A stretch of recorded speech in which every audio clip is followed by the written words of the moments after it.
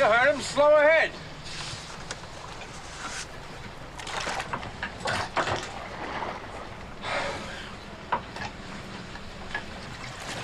Slow ahead.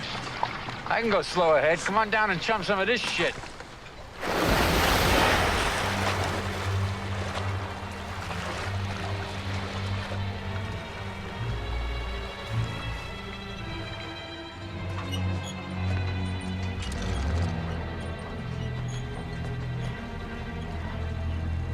You're gonna need a bigger boat.